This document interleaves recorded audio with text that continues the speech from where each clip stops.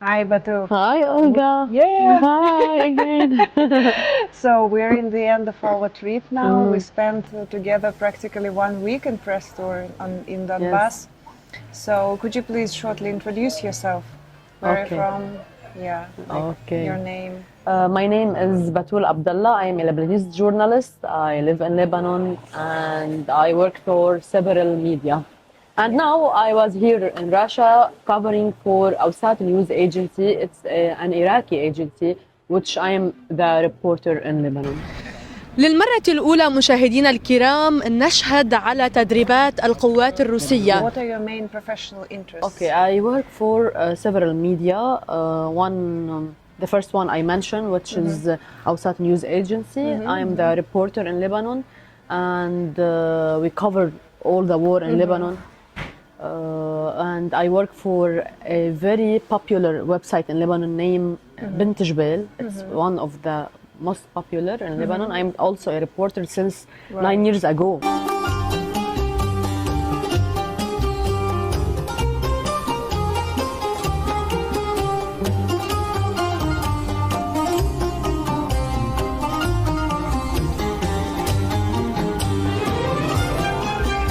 I like adventures in life. I like to discover new things. I like to know, like here, we come to Donetsk to discover what's happening, to know the truth. And I like to be honest in my work and to reach higher level. This is my ambition in life, to always keep a good Can I impact. say that this is the most important thing in your life for you? Both professional and maybe personal, yeah. Personal is more important for sure. My parents, my family is the red line in my life, and they are everything, and they are the one who support me. Already I live in a community, we are Muslim, and in Lebanon there are several cultures. I struggle a lot to reach what I am today. To be this Batoul today, this strong independent woman wasn't easy at all. Is it I passed difficult by to be a very woman influencer in Lebanon? Oh, look, to be a woman that has her influence, her good impact, and not like these who are using their platforms to show their body, or I don't know, they are so cheap. Like some fashion? Yeah. No, more like lifestyle. TikTok and they put on themselves eggs and ketchup and whatever. Yeah, I can't reach fame in this way. I kill myself before reaching fame in this way. No, it's not easy to be famous and to be popular and to be loved by people by working straightly in a very good way and by respecting all your traditions or your morals, the things that you were born with, and what your parents teach you, what your environment, what your culture told you about. But at the same time, I make a balance. I am not that traditional and I'm not that open so much. So speaking of Lebanon's tradition, what do Russians need to know about Lebanon, about your country?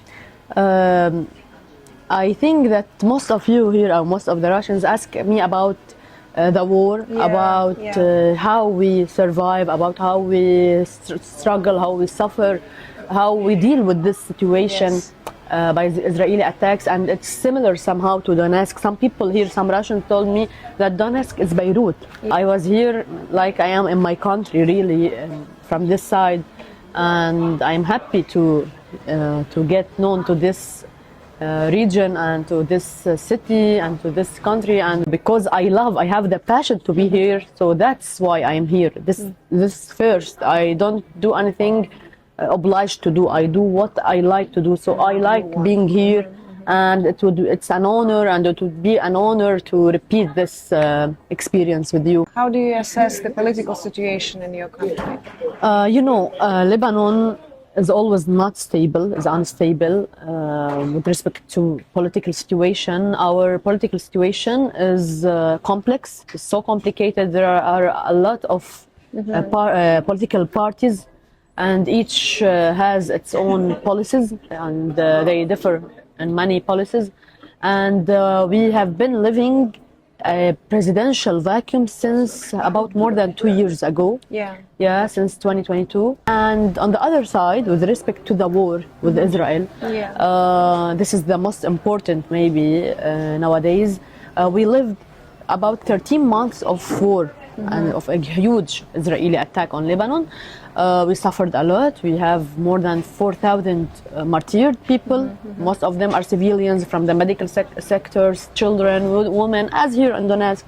And journalists also were killed by Israel and many civilians. In addition, we have more than 16,000 injured, wounded people during the war. Now, we reached out an agreement between Lebanon and Israel. It's international agreement, 1701, but Israel isn't adhering the agreement. It's violating. Every day it do numerous violations daily on Lebanon, shelling, bombing, sending drones all over Beirut, even the capital of Lebanon. At the same time, we as Lebanese, our army or the resistance in Lebanon doesn't make any violations for the agreement, for the 1701 agreement, although Israel is still attacking daily. We believe we are the owners of the land, so the minute at 4 o'clock, November 27, 2024, in the morning, 4 a.m., the traffic was like this.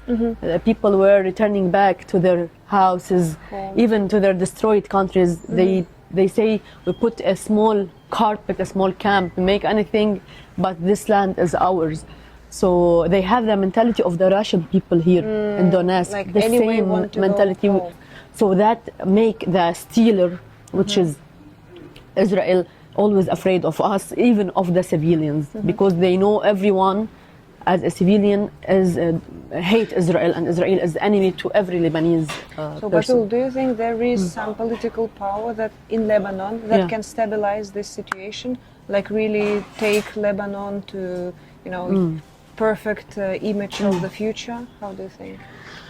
But the field battle decides everything, and because we have strong fighters fighting for their land and they believe in their land, that's what lead us to a ceasefire. We oblige Israel to make a ceasefire and to accept the agreement, because we have in the field we have strong, brave fighters and strong will. The political power, that because it's complicated, because they are, some of them like what Israel is doing. Do you believe that some of the political parties or politicians in Lebanon betrayers?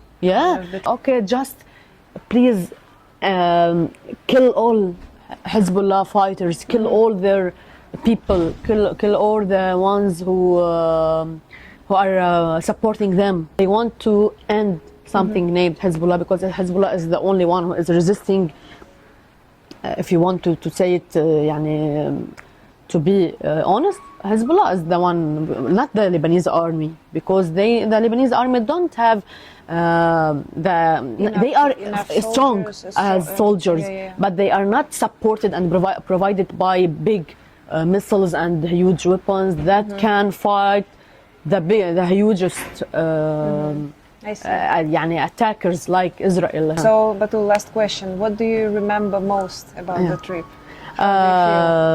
What I remember most, I remember every single moment, every single day. Really, I will not forget anything, because this was my first travel here, my first visit here. So any first step in life, you will never forget it. This will be a memorable tour throughout my life, and I hope to repeat this tour with you. You are all very nice. You are very lovely friends. Not only organizers, you are very, very good organizers. You know very well how to manage everything, and I love you so much, Olga. I love you so much.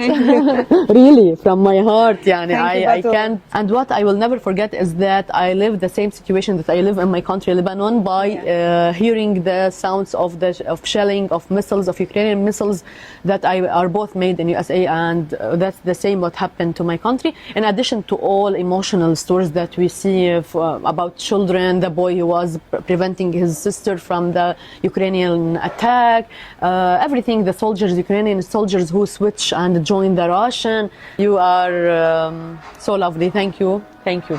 Thank you, Batoul, so much for participating. Спасибо. Спасибо.